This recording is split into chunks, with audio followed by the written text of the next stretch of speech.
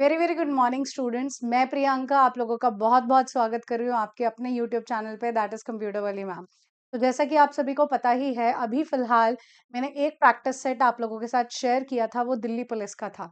और उसी कंटिन्यूटी में मैं आगे चल रही हूँ और मैं एक और दिल्ली पुलिस का प्रैक्टिस सेट आप लोगों के साथ शेयर कर रही हूँ। ठीक है, तो वन मोर प्रैक्टिस सेट है ये दिल्ली पुलिस का। ठीक है, और इसका मतलब ये नहीं है कि सिर्फ दिल्ली पुलिस के स्टूडेंट्स ही इसको कवर कर पाएंगे, लेकिन फॉर स्पेशली दिल्ली पुलिस है। ओके, और जो क्वेश्चन डिस्कस मैं कर रही हूँ वो मोस्ट रीसेंट एनी पेपर है, any paper but most recent.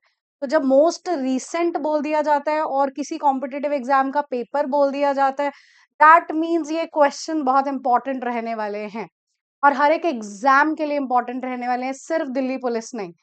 लेकिन मैंने प्रैक्टिस सेट दिल्ली पुलिस के लिए चलाया है, इसीलिए स्पेशली दिल्ली पुलिस वाले स्टूडेंट इसको कवर करेंगे ही करेंगे। लेकिन एचएसएससी वाले स्टूडेंट्स भी इसे कवर अप कर सकते हैं, कोई प्रॉब्लम नहीं है। चलिए बात करते हैं, फिर हम लोग पहले क्वेश्चन की तरफ बढ़ते हैं और जिन लोगों को आंसर्स पता हैं वो लोग कमेंट करते चले जाएंगे। Is this clear everyone? जिनको आंसर्स पता है वो मेरे आंसर बताने से पहले कमेंट करेंगे आंसर्स, राइट? चलिए पहले क्वेश्चन की तरफ बढ़ते हैं और समझते हैं जरा पहला क्वेश्चन क्या कह रहा है।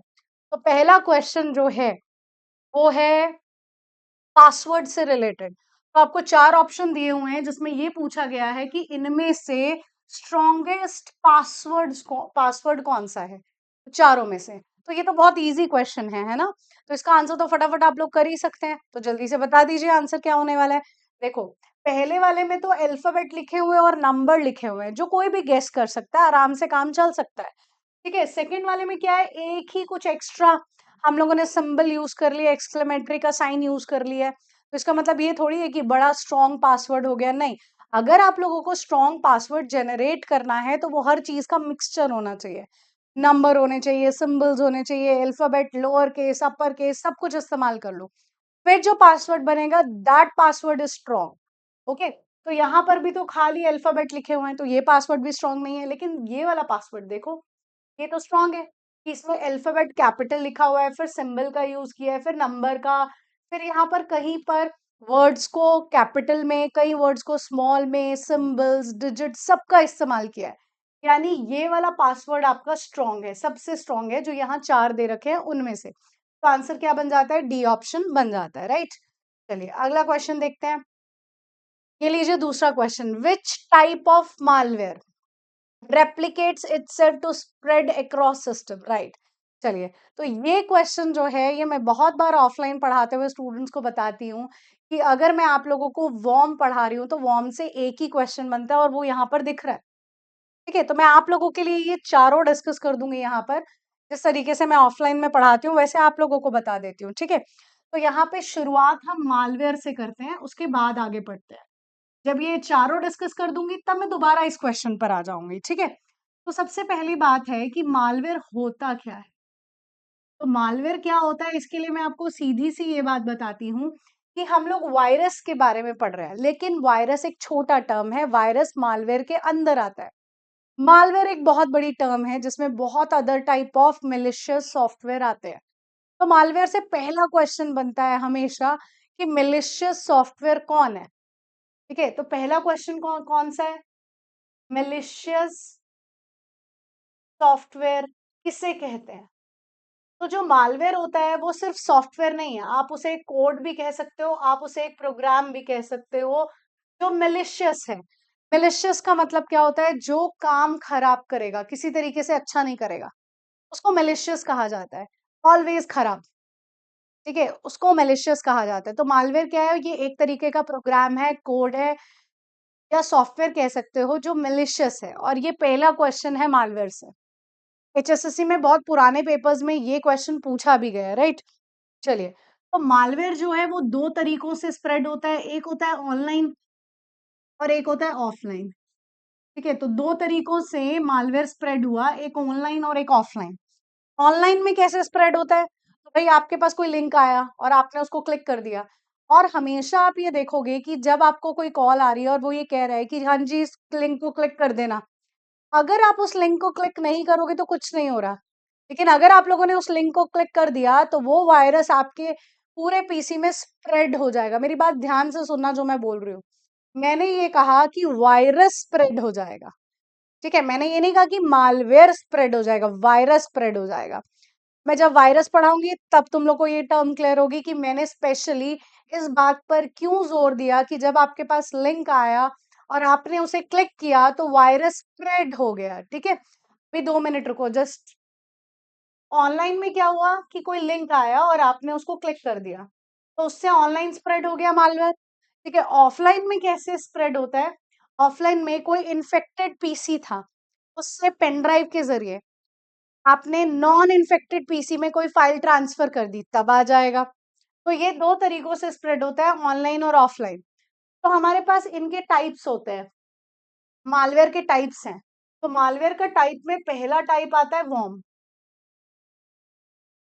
वॉर्म का फुल फॉर्म है write once read many. Write once read many यानी फाइल तो आपने एक बार बनाई, एक नाम से एक बार बनाई, लेकिन वो बहुत बार आ रही है सेम नाम से, तो आप उसको बार बार पढ़ पाओगे ना, ऐसा। तो फाइल बनाई तो एक बार थी लेकिन सेम नाम से बहुत बार आ रही है, ये तो बड़ा कॉमन सा है मालवेयर। ये आप लोगों ने देखा भी होगा, अब देखा कहाँ होगा, तो आप लोगों ने ये देखा होगा कि फाइल आपने एक बार बनाई लेकिन सेम नाम से बहुत बार आ रही है, देखा होगा, राइट? ये आप लोगों ने, अगर आप लोगों ने ये देखा है तो इसमें ये भी देखा होगा कि जब वो बहुत सारे नामों से आ रही है, सेम नाम से बहुत बार आ रही है, तो जब आप उसे क्लिक करते हो तो वो शॉर्टकट बन गया होता है, वो अपने ओरिजिनल फॉर्मेट में खुलता नहीं है, ये वॉर्म है, ठीक है? तो वॉर्म क्या होता है? वॉर्म सेल्फ रेप्लिकेटिंग होता है, यही इसका क्वेश्चन है, सेल्फ रेप्लिकेटिंग। फॉर्म से एक ही क्वेश्चन बनता है और वो यही क्वेश्चन है, सेल्फ रेप्लिकेटिंग, ठीक है? सेल्फ रेप्लिकेटिंग बात का क्या मतलब है? रेप्लिकेट मतलब मल्टीप्लाई करना ना खुद को, सेल्फ यानी खुद से। देखो, अगर आपके पीसी में किसी वायरस ने एंट्री की है, वो वायरस बेचारा कुछ नहीं कर सकता खुद से, वो बैठा रहेगा, वो कुछ नहीं कर रहा है। जब आप उसे क्लिक करोगे ना, तब आप उसे खुद एक्सेस देते हो, आओ जी हमारा पीसी खराब करो जी, ऐसे हम उसको इनविटेशन देते हैं। तो वायरस, अगर कोई लिंक आया है और वो वायरस है, तो जब तक आप उसे क्लिक नहीं दोगे, क्लिक यानी आप उसे परमिशन दे रहे हो, आप उसे एक्सेस दे रहे हो बाय क्लिकिंग, तब तक वो स्प्रेड नहीं होगा। तो आपने उसको परमिशन दी है to spread out. Spread out होने के बाद वो कुछ अच्छा काम तो करेगा नहीं, वो कुछ ना कुछ खराब करेगा, चाहे फाइल खराब करे, चाहे हार्ड डिस्क खराब करे, चाहे पीसी पूरी तरीके से बंद कर दे, ठीक है? लेकिन वायरस काम आपके परमिशन पे करता है, वो खुद से नहीं करता है। लेकिन जो वर्म होता है वो सेल्फ रेप्लिकेटिंग है, यानी इसे किसी की जरूरत नहीं है मल्टीप्लाई होने के लिए। अगर ये एक एंटर हुआ है, ये खुद से अपने आप को नंबर ऑफ टाइम्स मल्टीप्लाई करेगा और ये बहुत सारा बन जाएगा। यानी इससे वर्म को किसी होस्ट की जरूरत नहीं है ट्रेवल होने के लिए। होस्ट कौन होते हैं? हम। होस्ट कौन बनते हैं? हम। वायरस के लिए होस्ट कौन बनते हैं? हम। ऐसे बनते हैं, क्लिक करके बनते हैं, लेकिन ऐसा वॉर्म में नहीं होता है। तो वॉर्म को किसी होस्ट की जरूरत नहीं है ट्रेवल होने के लिए या मल्टीप्लाई होने के लिए, तो इसे नो होस्ट रिक्वायर्ड है। और होस्ट कौन है? हम है। हम कैसे होस्ट बन रहे हैं? क्लिक करके होस्ट बन रहे हैं, राइट? तो ये बात सबको क्लियर होगी, जिसमें एक ही पॉइंट इंपॉर्टेंट है और वो ये बात इंपॉर्टेंट है, ठीक है? अगली बात पढ़ते हैं जरा हम, वायरस। सेकेंड है वायरस। वायरस का पहला क्वेश्चन बनता है, वायरस की फुल फॉर्म क्या है? बहुत एग्जाम्स में आया, रिसेंट अभी PSSB का एक एग्जाम हुआ था रिसर्च असिस्टेंट का, उसमें भी वायरस का फुल फॉर्म था। वायरस का फुल फॉर्म काफी इंपॉर्टेंट रहता है क्वेश्चन पॉइंट ऑफ व्यू से। वायरस का full form is vital information resource under seize. Under seize, ठीक है? ये हो गई फुल फॉर्म वायरस की। तब हमारा पहला अगेन एक क्वेश्चन वायरस से कवर हो गया। मैंने आपको क्या बोला था कि वायरस जो होता है वो सेल्फ रेप्लिकेटिंग नहीं है, लेकिन वो रेप्लिकेटिंग जरूर है। और रेप्लिकेटिंग का मतलब क्या होता है कि वो एक अंतर होता है और खुद को मल्टीप्लाई करके वो बहुत सारा बन जाता है, ठीक है? तो मतलब ये अपने आप को मल्टीप्लाई कर सकता है लेकिन खुद से नहीं, जैसे वॉर्म कर सकता है। इसे होस्ट की जरूरत है, इसे होस्ट की जरूरत है, नीड होस्ट टू ट्रेवल। अब होस्ट किस लिए चाहिए भाई? ट्रेवल करवाने के लिए तो ना, फैलाने के लिए होस्ट चाहिए उसको। और होस्ट कौन है? हम होस्ट कैसे बन रहे हैं? क्लिक करके परमिशन दे रहे हैं, आओ जी हमारे पीसी को खराब करो जी, ऐसे। और जो वायरस होता है वो इन्फेक्ट करता है .exe फाइल्स को। अब .exe फाइल्स कौन सी होती हैं? .exe फाइल एक्सटेंशन है एग्जीक्यूटेबल फाइल्स की। Executable files. अब ये एग्जीक्यूटेबल फाइल्स क्या होती है, किसकी फाइल एक्सटेंशन है? जो माइक्रोसॉफ्ट की विंडोज है ना आपकी, उसकी जो सिस्टम की फाइल्स हैं, जैसे माइक्रोसॉफ्ट को ऑन होने के लिए, माइक्रोसॉफ्ट जो विंडो है उसको चलने के लिए, ऑन होने के लिए कुछ फाइल्स चाहिए होंगी जो काफी इंपॉर्टेंट है, जिसको हम सिस्टम की फाइल्स कहते हैं। ठीक है, वो फाइल्स चाहिए होंगी जो सिस्टम की फाइल्स है। तो माइक्रोसॉफ्ट की विंडो एक फाइल एक्सटेंशन को सपोर्ट करती है। माइक्रोसॉफ्ट की जो सिस्टम की फाइल्स हैं वो एक फाइल एक्सटेंशन को सपोर्ट करती हैं, दैट इज .exe। ओके, तो उसकी फुल फॉर्म क्या है? Executable files. और जो वायरस हैं वो किससे अटैक करते हैं? उन फाइल्स को जिनकी फाइल एक्सटेंशन .exe है। यानी जो माइक्रोसॉफ्ट की विंडोज हैं वो सिक्योर नहीं है। इसीलिए हम कहते हैं कि लिनक्स, यूनिक्स और उबंटू नाम की जो विंडोज हैं वो हाईली सिक्योर है। क्यों? क्योंकि वो सपोर्ट ही नहीं करते .exe को। लिनक्स, यूनिक्स, ये विंडोज सपोर्ट ही नहीं करते .exe को। जब सपोर्ट ही नहीं करते तो वायरस अटैक कैसे करेगा? लेकिन माइक्रोसॉफ्ट की जो विंडोज हैं वो सपोर्ट करती हैं .exe को। जब सपोर्ट करेंगी तो वायरस अटैक करेगा, right? This is the thing. तो ये था आपका वायरस। इसके बाद ऑप्शंस में और क्या दे रखा है, लेट मी चेक। उनके बारे में मैं आपको डिस्कस कर देती हूँ। अच्छा, वायरस दिया नहीं था, हमने पढ़ लिया है, चलो कोई बात नहीं। फिर भी देख लो, which type of malware replicates itself. अब यहाँ पे क्या दिया हुआ, कौन से टाइप का मालवेयर है जो रेप्लिकेट कर रहा है, मतलब मल्टीप्लाई कर रहा है खुद को, लेकिन इटसेल्फ खुद से कर रहा है। क्या होगा वो? अब तो आंसर पता होगा, तो आंसर क्या हो जाएगा? वॉर्म हो जाएगा। ठीक है, बाकी इन तीनों के बारे में भी मैं आपको बता देती हूँ। पहले रैंसमवेयर। रैंसम का मतलब होता है फिरौती। तो यहाँ पर हम क्या करते हैं? किडनैपिंग। किडनैपिंग करते हैं हम फाइल्स की। जैसे बंदा किडनैप नहीं होता भाई, बंदे को किडनैप किया हमने, तो फिर पैसे पूसे मांगे हम लोगों ने, ऐसे ही करते हैं ना, पैसे मांगे, अगलों ने पैसे दे दिया, बंदा तो दिया नहीं हमने वापस, ऐसा। सेम ऐसे ही कुछ हम यहाँ पे काम करते हैं, लेकिन यहाँ बंदे की जगह कौन आ जाता है? फाइल्स आ जाता है। तो रैंसमवेयर में हम फिरौती तो मांगते हैं, फाइल्स को लॉक करने के बाद फिरौती मांगते हैं। अगर मैं आप लोगों से कह रही हूँ कि भाई मैंने आपके फोन का डाटा लॉक कर दिया है, चलो भाई 1 लाख रुपए दो मुझे, तुम बोलोगे यस मैम ले लो 1 लाख रुपए, मेरा फोन का डाटा इतना इंपॉर्टेंट है? कभी नहीं बोलोगे, क्योंकि हमारे लिए data is not that much important कि मैं उसके लिए 1 लाख रुपए इन्वेस्ट कर दूं, बिल्कुल भी नहीं करूंगी मैं। तो मुझे कहे 50,000, तो मैं वो भी नहीं करूंगी 50,000। कोई 10,000 बोलेगा तो मैं वो भी नहीं करने वाली 10,000 मेरे फोन के डाटा के लिए, क्योंकि वो इतना इंपॉर्टेंट नहीं है कि मैं 10,000 रुपए इन्वेस्ट कर दूं। और कोई इतना लंबा चौड़ा काम 10,000 रुपए या 1 लाख रुपए के लिए नहीं करने वाला। ये उन लोगों पर अप्लाई होता है जिनके लिए उनका डाटा इज वेरी इंपॉर्टेंट। और ये एम्स हॉस्पिटल पर रैंसमवेयर का अटैक हुआ भी था, राइट? तो उनसे पैसे डिमांड किए गए थे, जो पेशेंट का डाटा था उसको लॉक कर दिया गया था। हम्म, तो इसमें रैंसमवेयर में मनी डिमांड की जाती है, फाइल को लॉक कर दिया और अनलॉकिंग के लिए मनी डिमांड होती है। अब जो मनी डिमांड होती है वो किस फॉर्म में होती है? बिटकॉइन की फॉर्म में होती है। अब बिटकॉइन क्या है? डिजिटल करेंसी है, क्रिप्टो करेंसी है। और क्रिप्टो करेंसी है तो उसमें कौन सा आधार कार्ड होगा भाई, कौन सा पैन कार्ड होगा? कुछ नहीं होगा, तो कौन सा बंदा पकड़ा जाएगा? कोई भी नहीं पकड़ा जाएगा। अब रैंसमवेयर का ये जो मैंने आपको डिटेल्स दी हैं, ये क्वेश्चन चंडीगढ़ टीजीटी में आया है एज इट इज, कि कौन से टाइप का मालवेयर है जिसमें पैसे मांगे जाते हैं। तो पैसे किस में मांगे जाते हैं? रैंसमवेयर में। और पैसे किस फॉर्म में होते हैं? बिटकॉइन में। ठीक है, एक और चलो, ट्रोजन हॉर्स। तो ट्रोजन हॉर्स जो है हमारे हिस्ट्री से रिलेटेड है कुछ। ट्रोजन हॉर्स के बारे में मैं आपको बताऊं, तो ट्रोजन हॉर्स हमारी हिस्ट्री में कैसे है कि दो कंट्री हैं, उनकी आपस में लड़ाई हुई थी।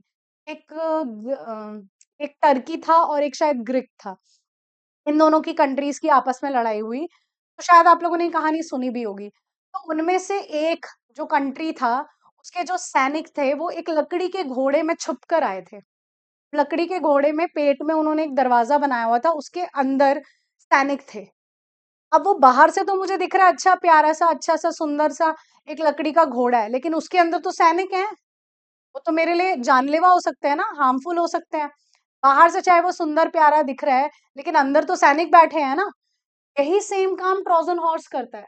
यानी वो बाहर से हमें दिखावा करता है कि वो हमारे लिए बहुत जरूरी है, और हम वही समझ के उसको क्लिक कर देते हैं, और क्लिक करते ही वो अपना काम करना शुरू कर देता है।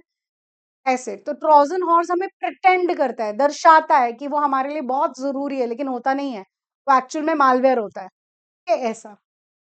नेक्स्ट आता है स्पाईवेयर। स्पाई यानी जासूसी करना। ठीक है, स्पाई यानी जासूसी करना। अब जासूसी कैसे करोगे? जैसे मेरी क्लास में आप लोग स्टूडेंट्स बैठे हुए हो और पढ़ रहे हो, ठीक है, तो अगर कैमरास लगे हुए हैं तो कैमरा से मैं स्टूडेंट्स को देख सकती हूँ, लेकिन मैं ये तो नहीं देख सकती कि उन्होंने नोटबुक में क्या लिखा। अगर वो स्टूडेंट्स लैपटॉप लेकर बैठे हैं तो मैं और ही नहीं देख सकती कि उन्होंने लैपटॉप पे क्या काम किया, है ना? तो प्रॉब्लम हो जाएगी ना मुझे। अब देखना तो है बच्चों ने क्या किया, क्या नहीं किया। तो उसमें हम क्या करते हैं, स्पाईवेयर का इस्तेमाल करते हैं। लेकिन स्पाईवेयर का हम इस्तेमाल कैसे करते हैं, ये सुनो और समझो।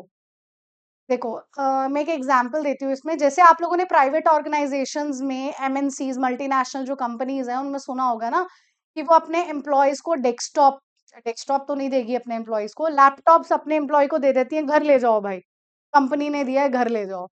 इन कंपनी ने दे दिया है घर ले जाओ, इसका मतलब ये नहीं है कि अपने मन मुताबिक उसका इस्तेमाल करो। करोगे तो उसमें काम कंपनी का ही करोगे, अपनी पर्सनल मेल आईडी भी नहीं खोल पाओगे उसके अंदर। वैसा तो है नहीं भाई, जिनको मिला है वो लैपटॉप उनका दिल नहीं करता होगा नहीं भाई हम कुछ अपने इसमें पर्सनल मूवी देख लेते हैं, चलो जी आज लैपटॉप तो पड़ा है बड़ा अच्छा सा सुंदर, बड़ा महंगा कंपनी वालों ने दिया है, तो आज एक मूवी देख लेते हैं इसमें, या हम कोई वीडियो एडिट कर लेते हैं इसमें। तो भाई नहीं कर सकते आप लोग, क्योंकि उसमें स्पाईवेयर इंस्टॉल है। और अगर वो कुछ ऐसा वैसा तुम काम कर रहे हो, कुछ भी एक्सटर्नल चीज ओपन कर रहे हो, चाहे तुम्हारी मेल आईडी है, चाहे तुम्हारी इंटेंशन गलत नहीं थी, तो भी टेक्निकल टीम तक मैसेज जाएगा, और टेक्निकल टीम तुम्हारा पीसी उसी टाइम पर शट डाउन कर देगी। और जब तक उनको नहीं बताओगे कि तुम क्या कर रहे थे, तब तक वो ऑन नहीं करेगी। This is the thing. मतलब स्पाईवेयर क्या काम कर रहा है, वो रिकॉर्डिंग कर रहा है यूजर की एक्टिविटीज की, जो भी की जा रही है। राइट, चलिए। स्पाईवेयर पे मैं पेगासस का भी एग्जांपल देती हूँ। पेगासस सुनिएगा, पढ़िएगा जरा पेगासस के बारे में, क्योंकि हमारे असेंबली में भी बड़ा हल्ला वल्ला मचा था पेगासस नाम के स्पाईवेयर के बारे में। इजराइल से खरीदा था, इंडियन गवर्नमेंट ने खरीदा था।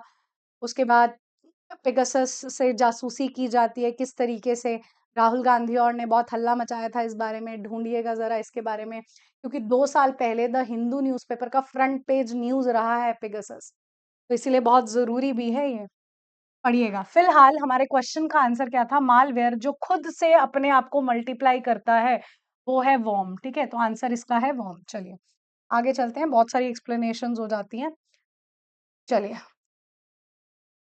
नेक्स्ट, अगला क्वेश्चन देखिए, विच शॉर्टकट की इज यूज टू पेस्ट। अब ध्यान से क्वेश्चन पढ़ना। उन्होंने कहा कि आपने क्या करना है, पेस्ट करनी है वैल्यूज, ओनली वैल्यूज। ठीक है, कोई फॉर्मूला फॉर्मूला तुमने पेस्ट नहीं करना है, सिर्फ वैल्यू को पेस्ट करना है तुमने एक्सेल में, और कुछ नहीं करना है।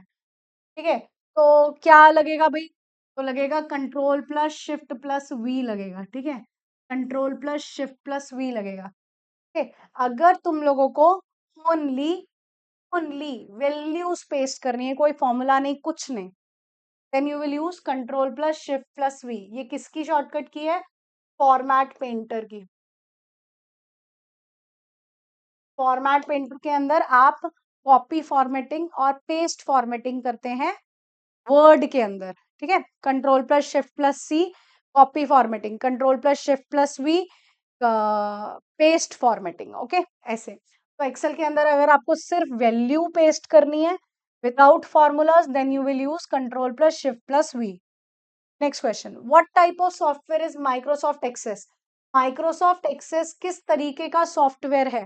क्या वो स्प्रेडशीट है? नहीं भाई, स्प्रेडशीट तो नहीं है। स्प्रेडशीट तो हम एक्सेल को बोलते हैं, तो स्प्रेडशीट तो नहीं है। वर्ड प्रोसेसर है? वर्ड प्रोसेसर भी नहीं है, हम वर्ड को कहते हैं वर्ड प्रोसेसर। क्या ये ऑपरेटिंग सिस्टम है? नहीं भाई, ऑपरेटिंग सिस्टम नहीं है। तो ऑपरेटिंग सिस्टम कौन होते हैं? विंडोज ऑपरेटिंग सिस्टम है, एंड्रॉइड ऑपरेटिंग सिस्टम है, आईओएस ऑपरेटिंग सिस्टम है। ठीक है, तो आंसर क्या बन जाएगा इसका, डाटाबेस मैनेजमेंट सिस्टम है। आंसर क्या बन जाएगा, डाटाबेस मैनेजमेंट सिस्टम है एमएस एक्सेस। राइट, चलिए नेक्स्ट क्वेश्चन।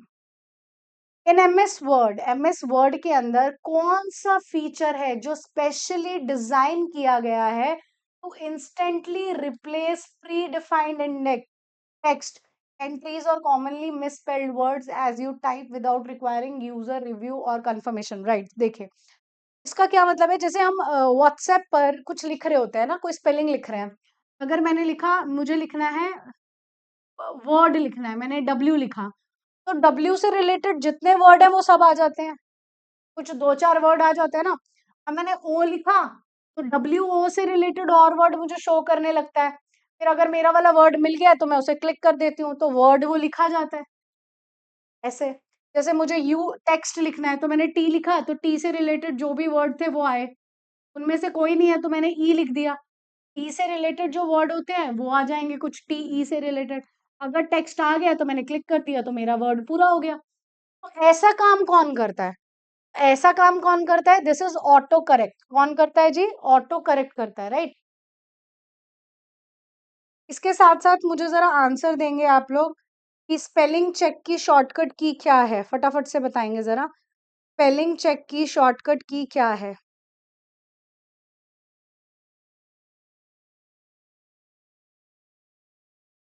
स्पेल चेक की शॉर्टकट की बताइए एवरीवन। तो स्पेलिंग चेक की शॉर्टकट की इज F7, ठीक है। तो स्पेल चेक की शॉर्टकट की है F7। नेक्स्ट क्वेश्चन पे चलते हैं, ये लीजिए one more question.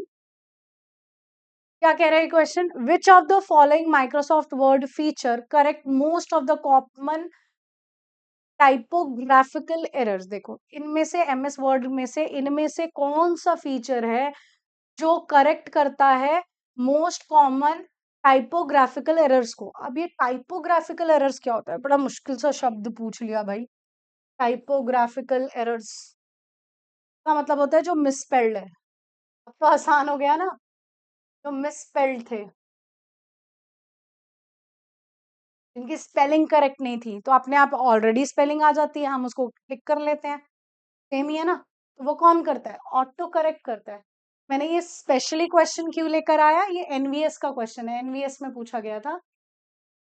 Specially question क्यों लेकर आया, क्योंकि इससे रिलेटेड ही हम लोगों ने यहाँ पर एक क्वेश्चन किया, ठीक है। तो यहाँ पे लैंग्वेज और यहाँ पे लैंग्वेज थोड़ी सी बदली, लेकिन आंसर मेरा वही था, ऑटो करेक्ट। तो हमें चीजों के मतलब पता होने चाहिए, चाहे उनकी लैंग्वेज बदल जाएगी, आंसर तो वही होने वाला है। यही दिखाना चाहती हूँ मैं आपको कि कॉन्सेप्ट कितने इंपॉर्टेंट है, ठीक है। एचएसएससी वाले बच्चे ऐसे निराश मत होना कि मैम हमारे लिए तो आप सफलता बैच के लिए कुछ नहीं ला रहे हो, भाई ये आप लोगों के लिए भी है प्रैक्टिस सेट, ठीक है। तो इसमें खाली एमएस ऑफिस के क्वेश्चन थोड़ी है, अभी मैंने मालवेयर भी तो पढ़ा है, साइबर सिक्योरिटी, ठीक है। तो आप लोगों के लिए भी है, और मैं कुछ और टॉपिक्स अभी लेकर आ रही हूँ, जल्दी लेकर आऊंगी। चलिए नेक्स्ट नेक्स्ट देखिए, क्वेश्चन देखिए, बहुत बढ़िया क्वेश्चन है।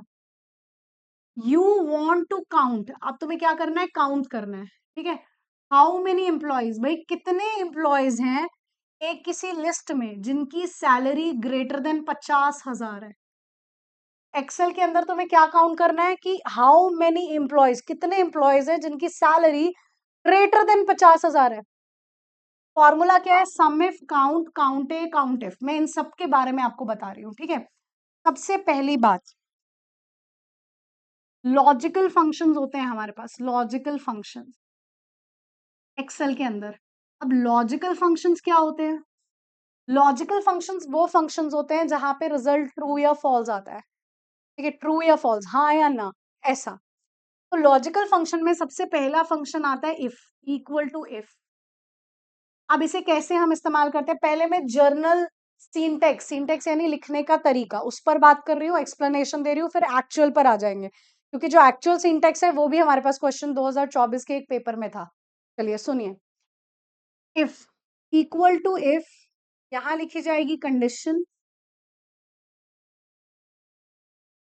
ठीक है। उसके बाद यहाँ पर वो लिखा जाएगा जो इस कंडीशन के ट्रू होने पर रिजल्ट आएगा, और कॉमा लगा के यहाँ वो लिखा जाएगा जो इस कंडीशन के फॉल्स होने पर रिजल्ट आएगा। ये जर्नल सा सिंटेक्स है, ठीक है। ये एक्चुअल सिंटेक्स भी लिखूंगी मैं।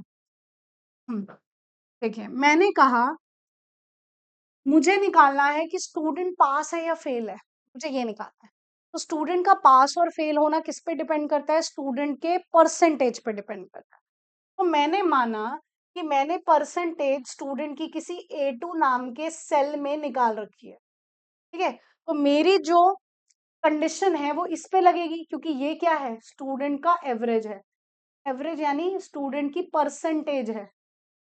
तो मैं स्कूल में क्या कंडीशन होती थी, अगर स्टूडेंट की परसेंटेज बिलो 33 है तो वो स्टूडेंट फेल हो जाए, नहीं तो पास हो जाए, ऐसे ही होता था ना। तो हमने वही कंडीशन लगानी है, लेकिन मैंने यहाँ एक सेल ले लिया, जिस A2 नाम का सेल, जिसके अंदर मैंने परसेंटेज निकाली हुई है स्टूडेंट की। ओके, तो वहां पर मैं अब फॉर्मूला लगा रही हूँ, देखो कैसे लगेगा। देखिए, तो सबसे पहले आप क्या अप्लाई करोगे? कंडीशन। कंडीशन मेरी क्या है? अगर A2 यानी सेल का एड्रेस है जहां पर मैं कंडीशन लगा रही हूँ, तो A2 में क्या आ रखा है? परसेंटेज आ रखी है स्टूडेंट की, ठीक है? अगर उसकी value greater than equal to 40 है, ग्रेटर देन इक्वल टू 40 है, तो स्टूडेंट क्या हो जाए? पास। सॉरी, नहीं तो स्टूडेंट क्या हो जाए? फेल। ठीक है, सीधी सी कंडीशन लगाई मैंने। ये कैसे अप्लाई होता है मैं वो बता रही हूँ आपको, ठीक है? अब A2 की वैल्यू सपोज, कलर ठीक नहीं है, रेड कलर ले, वाइट ही लेते हैं जो आपको विजिबल भी हो। A2 में अगर वैल्यू आई सपोज 72, ठीक है, किसी के बच्चे के 72% आ गए, तो यहाँ कंडीशन चेक करो, यहाँ 72 है, क्या 72 ग्रेटर देन इक्वल टू 40 है? हाँ भाई है। तो जब ये कंडीशन ट्रू होती है, जो भी कुछ यहाँ लिखा होता है वो रिजल्ट बनता है। तो यहाँ क्या लिखा था? पास लिखा था, क्योंकि मेरी कंडीशन ट्रू हुई है, तो यहाँ क्या आ जाएगा? पास आ जाएगा रिजल्ट। ठीक है, अब A2 की वैल्यू आ गई 15। नालायक बच्चा था वो, 15 लेकर आया, 15% बताओ। ठीक है, कितना नालायक बच्चा है। परसेंटेज उसकी 15% आई है, तो अब 15 है A2 की वैल्यू। क्या 15 ग्रेटर देन इक्वल टू 40 है? नहीं भाई, नहीं है। तो जब मेरी कंडीशन फॉल्स होए तो रिजल्ट क्या आना चाहिए? जो यहाँ लिखा है। तो अब मेरी कंडीशन फॉल्स हो गई है, क्या लिखा है यहाँ पर? फेल। तो रिजल्ट क्या आएगा यहाँ पर? फेल। ठीक है, ये था आपका इफ। इस तरीके से आप इस्तेमाल करते हो। तो इफ कैसे काम कर रहा है? एक गिवन कंडीशन के ट्रू होने पर रिजल्ट दे रहा है, और अगर वो कंडीशन फॉल्स है तो उसके अकॉर्डिंग रिजल्ट दे रहा है, राइट? ऐसे काम कर रहा है।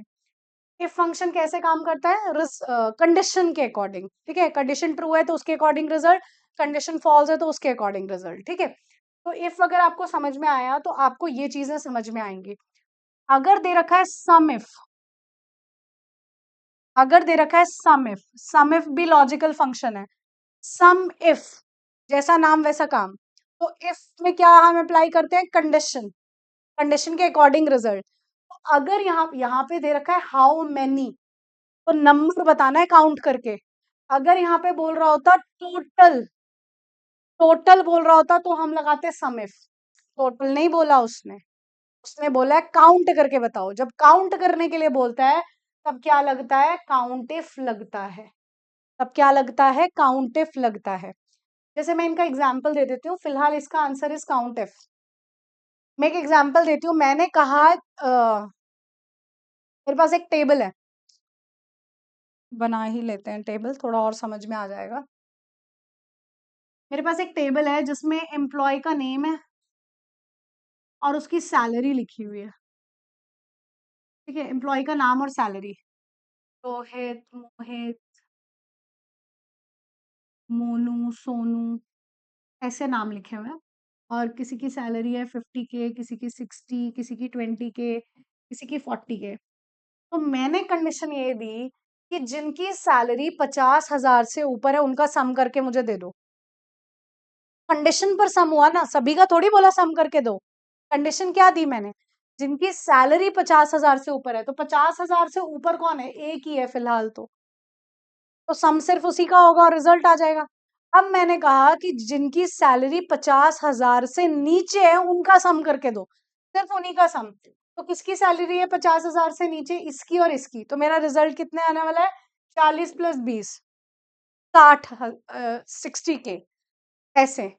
तो सम इफ अब अगर मैं कहूँ कि मुझे टोटल नंबर काउंट करके बताओ कितने लोगों की सैलरी 50,000 से नीचे है, अब काउंट करना ना कितने लोग हैं, तो 2 लोग हैं ना, ये 2 लोग, ठीक है? तब किसका इस्तेमाल होगा? काउंट इफ का।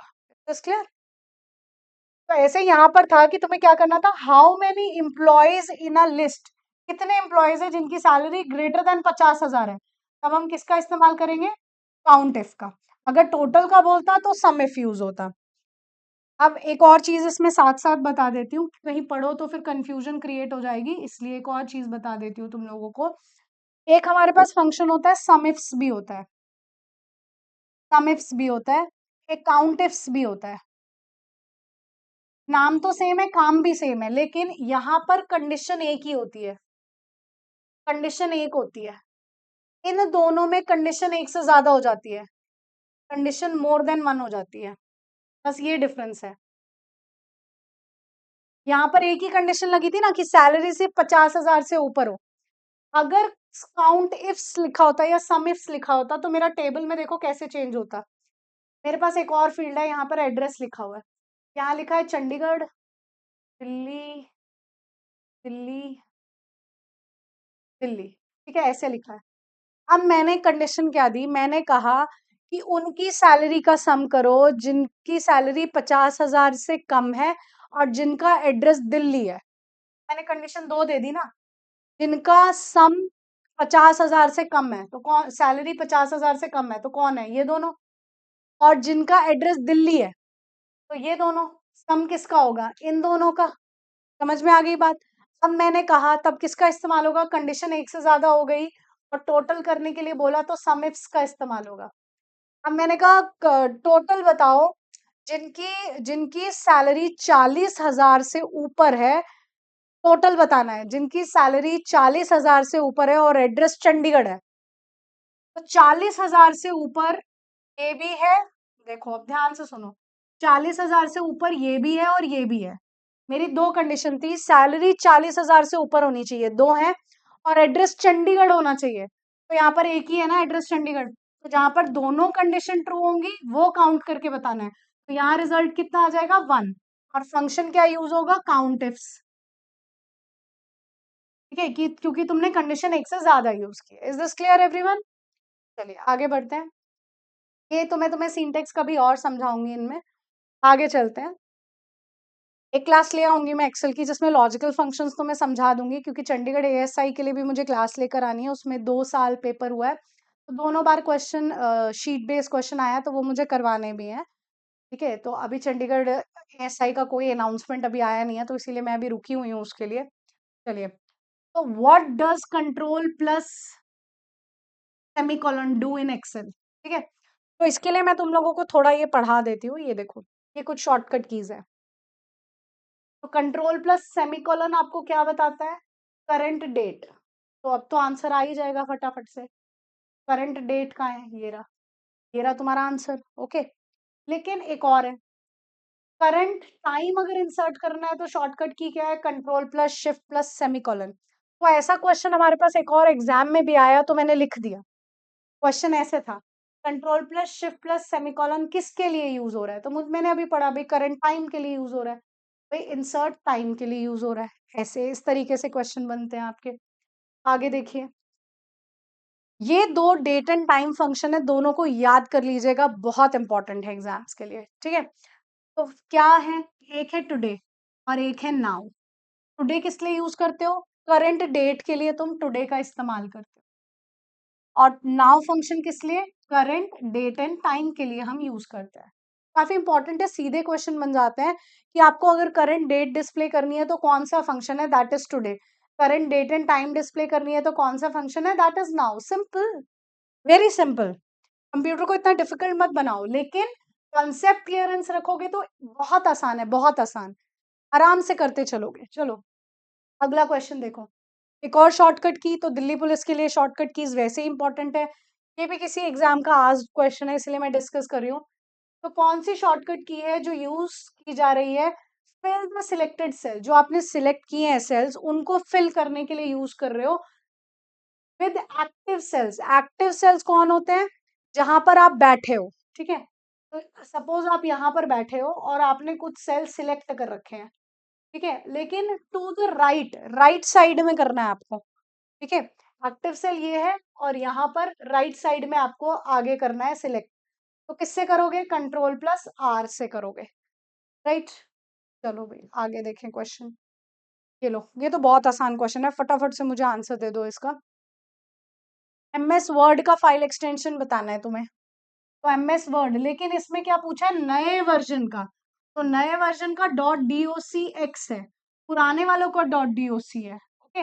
अब ये दोनों फाइल एक्सटेंशन किसकी है? .txt किसकी है? नोटपैड की। और इसी से नोटपैड से मुझे एक क्वेश्चन और याद आया। क्वेश्चन आता है कि टेक्स्ट एडिटर कौन है? ईमानदारी से ना सोचना जरा, मैंने ये जब ये क्वेश्चन पूछा, तुम्हारे दिमाग में क्या स्ट्राइक हुआ? 2 मिनट का मैं पॉज ले रही हूँ और मेरा क्वेश्चन ये है कि टेक्स्ट एडिटर कौन है? ठीक है, तो मुझे बताना कि ये क्वेश्चन सुनते ही तुम्हारे दिमाग में डेफिनेटली स्ट्राइक हुआ होगा, मैम MS वर्ड है, लेकिन गलत है ये। टेक्स्ट एडिटर कौन है? Text editor is notepad. क्यों है वो टेक्स्ट एडिटर? क्योंकि उसकी फाइल एक्सटेंशन .txt है, ठीक है, नोटपैड है, MS वर्ड नहीं है। ये PSSB में स्टेटमेंट के क्वेश्चन आया हुआ था, ठीक है, और मैं श्योर हूँ कि तुम लोग के दिमाग में MS वर्ड ही स्ट्राइक किया होगा। चलिए, अब ये .rtf भी लिखा हुआ है, ये किसकी फाइल एक्सटेंशन है? .rtf लिखा हुआ है ना, ये वर्ड पैड की है और इसका फुल फॉर्म होता है rich text file, rich text file. आगे चलते हैं। तो मतलब मेरे पढ़ाने का तरीका यही है, एक के साथ तो मैं 4 क्वेश्चंस निकाल देती हूँ आप लोग को पढ़ाते पढ़ाते। तो खाली हम मेरी क्लास में हम एक क्वेश्चन तो डिस्कस करते ही नहीं है, एक के साथ तो हम पता नहीं कितनी एक्सप्लेनेशंस डिस्कस कर लेते हैं यहीं पे। चलिए अगला क्वेश्चन डिस्कस करते हैं। बड़ा कुछ लिखा हुआ है, देखो क्वेश्चन क्या है। एक कंपनी है जो चाहती है मिनिमाइज करे risk of internal data breaches, मतलब डाटा लीक को मिनिमाइज करे, जो इंटरनली डाटा लीक आउट हो रहा है उसे कम करे, जिससे प्रोडक्टिविटी बनी रहे। तो वो कौन सी स्ट्रेटजी अपनाएगी? ठीक है, कि रिस्क है कि इंटरनल डाटा लीक आउट ना हो, तो उसके लिए कौन सी स्ट्रेटजी अपनाई जाएगी? पहली दे रखी है कि वो ग्रांट करेगी टेम्पररी एडमिन राइट्स। वो टेम्पररी एडमिन राइट्स दे देगी क्या इंटर्न्स को? नहीं भाई, नहीं देगी। एडमिन राइट्स तो देगी तो प्रॉब्लम हो जाएगा ना, तब तो डाटा लीक होगा होगा। तो एडमिन राइट्स तो किसी को नहीं दिए जा सकते। क्या वो एंटीवायरस को डिसेबल कर देगा? नहीं भाई, एंटीवायरस को डिसेबल करेगा तो वायरस तो अटैक करेगा। उसके बाद allowing each employee access only to the folders and tools necessary, इसमें क्या लिखा है? वो उन एम्प्लॉयज को सिर्फ वही फोल्डर और वही फाइल्स एक्सेस करने की परमिशन देगी जितना उनके लिए जरूरी है। सही बात है, जितना उनके लिए जरूरी है सिर्फ वही फाइल और फोल्डर वो एक्सेस कर सकते हैं और कुछ नहीं। इसकी वजह से आपका डाटा लीकेज नहीं होगा, राइट। तो ये करेगी वो company. This is your answer. चलिए अगला क्वेश्चन। मैं जो ये डिस्कस कर रही हूँ ना आपके साथ paper, this is most recent paper, शायद पिछले हफ्ते हुआ है या 10-15 दिन के बीच में ये पेपर हुआ है, मैं डिस्कस कर रही हूँ आपको। ठीक है, तो मेरे चैनल पे अपडेटेड कंटेंट ही मिलेगा। चलिए क्वेश्चन देखिए। अच्छा, अच्छा क्वेश्चन है एक्सेल का। ओके, क्वेश्चन क्या है? ये भी लॉजिकल ऑपरेटर का मैं बताती हूँ। एक्सेल के अंदर विच फॉर्मूला रिटर्न, इनमें से कौन सा फॉर्मूला ट्रू वैल्यू रिटर्न करेगा? Only if cell A1 contains a numeric value. Cell A1 में क्या वैल्यू होनी चाहिए? ग्रेटर देन 100 वैल्यू होनी चाहिए। कंडीशन क्या दे रहा है कि A1 के अंदर ग्रेटर देन 100 वैल्यू होनी चाहिए और A1 contains numeric value greater then 100 and less than 500। एक कंडीशन और है, A1 के अंदर 500 से लेस होनी चाहिए। ठीक है, देखो इफ मैंने अभी समझाया, इफ तो मैं लगा नहीं सकती क्योंकि इफ इसने बोला दोनों कंडीशन ट्रू होनी चाहिए, बोथ कंडीशन ट्रू होनी चाहिए, ये कह रहा है ये। ठीक है, तो भाई इफ तो लगाया नहीं जा सकता क्योंकि इफ में एक ट्रू होती है एक फॉल्स होती है, तो ये तो गलत है, ये भी गलत है। अब एंड और पे बात करते हैं। तुम लोग को लॉजिक गेट्स तुमने सुने होंगे शायद, एंड और नॉट, है ना? नहीं सुना तो मैं थोड़ा सा बता देती हूँ, उससे आपको क्लियर हो जाएगा। एंड जो होता है, एंड का आउटपुट कैसे आता है? A.B करके आता है, मतलब दोनों मल्टीप्लाई होते हैं। ठीक है, तो इसमें केसेस क्या होते हैं, 0 0 पर 0, 0 1 पर 0, 1 0 पर 0 और 1 1 पर 1। 0 मतलब तुम फॉल्स ले लो और 1 मतलब ट्रू ले लो नहीं, इट मीन्स यही है। 0 मतलब फॉल्स, 1 मतलब ट्रू, ठीक है। तो जब दोनों वैल्यू ट्रू होंगी तभी रिजल्टेंट ट्रू आएगा, ठीक है। तो जब ये दोनों वैल्यू ट्रू होंगी तभी तो आपका रिजल्ट ट्रू आएगा ना। तो यानी किसका इस्तेमाल करोगे आप, एंड का। तो ये बना आपका आंसर। और क्यों नहीं बना, क्योंकि और में कैसे काम होता है देखो, और में होता है x equal to A plus B, यानी जो रिजल्ट आता है वो a प्लस बी को प्लस करने पर आता है, ठीक है। तो 0 प्लस 0 0, 0 प्लस 1 1, 1 प्लस 0 1 और 1 प्लस 1 1, ऐसे। तो यहाँ पर एक भी अगर फॉल्स होता है और एक ट्रू होता है तो रिजल्ट ट्रू आ रहा है। लेकिन मेरे क्वेश्चन में तो उसने कहा कि ये ट्रू ही दे। और ट्रू कब दे, जब दोनों कंडीशंस ट्रू हो। तो जब दोनों कंडीशन ट्रू हैं तभी तो रिजल्टेंट ट्रू आएगा। तो इसीलिए आंसर क्या बन जाता है, बी। आंसर क्या बन जाता है, बी। ओके, चलिए, यहाँ तक आप सबको आई होप सारा कुछ क्लियर हो। आगे बढ़ते हैं अगले क्वेश्चन की तरफ। What is the primary purpose of digital certificate in online security. Digital certificate अगर तुम्हें देना है ऑनलाइन सिक्योरिटी में तो उसका क्या मतलब होता है। डिजिटल सर्टिफिकेट का देने का मतलब होता है कि मैं ये बता रही हूँ कि जो भी कोई वेबसाइट है तो वो आइडेंटिफाइड है, ओके फाइन है, वो इलीगल नहीं है अगर उसको सर्टिफिकेशन मिला हुआ है ना। अगर हम किसी इंस्टीट्यूट में पढ़ने जा रहे हैं या हम किसी यूनिवर्सिटी में पढ़ने जा रहे हैं तो हम उसका सर्टिफिकेशन देखते हैं ना कि ओके है या नहीं है, ए प्लस प्लस ग्रेड मिला हुआ है उसको या नहीं मिला हुआ, लाइक दिस, ऐसा। किसी इंस्टीट्यूट में पढ़ने जाओगे तो कई बार स्टूडेंट पूछते हैं अच्छा आपका मतलब कि सिलेक्शन रेट कितना है। तो इंस्टीट्यूट वाले तभी तो छापते हैं अच्छा इतना इतना हमारा सिलेक्शन रेट था, ऐसे ऐसे स्टूडेंट्स थे, लाइक ऐसा। तो इसीलिए तो हमें वेबसाइट देखना पड़ता है कि वो आइडेंटिफाइड है या नहीं है, ठीक है। और उसमें जो डाटा यूज हो रहा है क्या वो एनक्रिप्टेड है यानी सिक्योर है या नहीं है, ये देखना पड़ेगा। ओके, नेक्स्ट क्वेश्चन देखिए। विच प्रोटोकॉल इज कंसिडर्ड सिक्योर। इनमें से कौन सा प्रोटोकॉल है जो सिक्योर है। तो वो HTTPS है, बहुत बार पूछा जाता है ये तो क्वेश्चन। तो HTTPS की फुल फॉर्म क्या होती है, हाइपर टेक्स्ट ट्रांसफर प्रोटोकॉल ना। और S यानी secure, hyper text transfer protocol, secure. Secure या सिक्योर्ड कुछ भी कह सकते हो आप। उसके बाद FTP की फुल फॉर्म क्या होती है, फाइल ट्रांसफर प्रोटोकॉल। और टेलनेट क्या करता है, टेलनेट टेलनेट टेलनेट से आप रिमोट डिस्टेंसेस पे पड़े हुए कंप्यूटर्स को एक्सेस करते हो, एक्सेस करवाता है, यानी दूरी पे पड़े हुए कंप्यूटर्स को एक्सेस करवाता है। ये काम होता है टेलनेट का। टेलनेट का full form is telecommunication networking. Next full form, next question. Which type, एक और क्वेश्चन साइबर अटैक से आ गया। इसमें वो क्या कर रहा है, एक्सप्लॉइट कर रहा है ह्यूमन साइकोलॉजी को। खराब क्या कर रहा है, ह्यूमन की साइकोलॉजी को खराब कर रहा है। टेक्निकल मतलब ये टेक्निकल वर्नेबिलिटी यानी टेक्निकली इशू कम दे रहा है, टेक्निकली चीजों को कम खराब कर रहा है, लेकिन ह्यूमन की मेंटालिटी ज्यादा खराब कर रहा है। तो कौन होगा वो, दैट इज फिशिंग है वो। फिशिंग कैसे, मैं समझाती हूँ। पहले तो हम मछली पकड़ने वाली फिशिंग समझते हैं। देखो, फिशिंग बहुत इंपॉर्टेंट है, मैं आप लोगों को उसकी डेफिनेशन भी लिखवाऊंगी, पहले मैं मतलब समझाती हूँ। पहले हम मछली पकड़ने वाली फिशिंग समझते हैं। मछली पकड़ने वाली फिशिंग में हम क्या करते हैं, कांटा है, कांटे में हम लोगों ने खाना लगाया मछली के लिए और डाल दिया पानी में। और मछली को कहा, क्या कहा, आओ मछली जी आपके लिए हमने खाना लगाया है, खाना रखा है, आओ खाओ। लेकिन हमने क्या किया, मछली को पकड़ लिया। तो हमने पहले मछली का विश्वास जीता कि तुम्हारे लिए खाना है, आओ खाओ, ठीक है। आराम से बैठे हैं हम लोग जब तक मछली उसको खाने नहीं आई। तो मछली ने उसको देखा होगा ना पहले इधर उधर घूम के कि भाई वो ठीक है, स्टेबल है चीज, कुछ नहीं हो रहा है, ओके है, तब उसको विश्वास आ गया होगा। तो जब उसको विश्वास आ गया तब वो उसको खाने के लिए आ गई। और उसके बाद हमने उसको पकड़ लिया, मतलब हमने उसके साथ धोखा कर दिया, ठीक है। तो पहले हमने उसका विश्वास जीता, फिर उसके साथ हमने धोखा किया। तो इसमें क्या हुआ, मछली की मेंटालिटी पर बुरा असर पड़ा, ठीक है। यही बात हुआ कि भाई कोई मेरा बहुत विश्वास जीत लिया, उसके बाद उसने मेरे साथ धोखा कर दिया, लाइक दैट। तो फिशिंग में भी ऐसे ही है। फिशिंग में कोई आपका पहले ट्रस्टवर्दी बनता है, मतलब पहले आपका विश्वास जीतता है, उसके बाद आपकी पर्सनल डिटेल्स लेता है, उस टर्म को हम फिशिंग कहते हैं।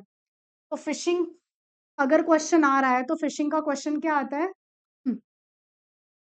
मैं की पॉइंट्स दे रही हूँ, तो अगर फिशिंग का डेफिनेशन का क्वेश्चन आएगा तो ये पॉइंट्स आपको दिखेंगे डेफिनेशन में। ये एक तरीके का फ्रॉडलेंट अटेम्प्ट है, फ्रॉड तो है ही है, तो फ्रॉडलेंट अटेम्प्ट है, या हम इसको कहते हैं ये सोशल इंजीनियरिंग है। सोशल इंजीनियरिंग है ये एक तरीके की, जिसके अंदर हम क्या करते हैं, किसी का विश्वास जीतते हैं,